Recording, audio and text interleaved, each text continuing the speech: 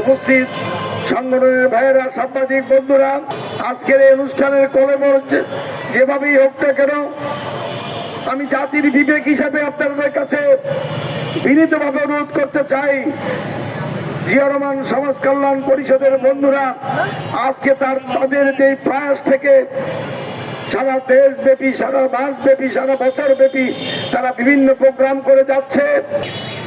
মহান রব্বুল আলামিন ইতিহাস যদি আমরা দেখি, তার দেখবো মহান রব্বুল আলামিন এই পৃথিবীতে যুগে যুগে মানুষের মঙ্গলের জন্য, মানুষের কল্যাণের জন্য কিছু মানুষের সৃষ্টি করেন, যা কিছু মানুষ এই পৃথিবীতে পাঠান, যারা তাদের জন্মই হয় মানুষের কল্যাণের জন্য, সুশাসন প্রতিষ্ঠা করার জন্য, অন্যায় অবিচার ক্ষেত্র থেকে মানুষের মুক্তি দেওয়ার জন্য।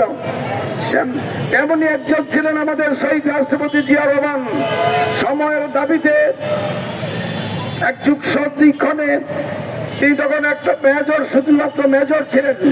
একজন মেজর থাকা অবস্থায়, চাকরিজীবী অবস্থায়, সেনাবাহিনীতে কর্তব্যরত থাকা অবস্থায় দেশ ও জাতির প্রয়োজনে, ঐতিহাসিক প্রয়োজনে, ঐতিহাসিক মুহূর্তে স্বাধীনতার ঘোষণা করেছিলেন। সেদিন যদি তিনি স্বাধীনতার ঘোষণা না করতেন, মানুষ মুক্তিযুদ্ধে তার ঘোষণার মাধ্যমে উদ্বুদ্ধ হয়ে মুক্তিযুদ্ধে ঝাঁপিয়ে না পড়তেন, তাহলে বাংলাদেশের ইতিহাস হয়তো অন্যভাবে রচিত হতো।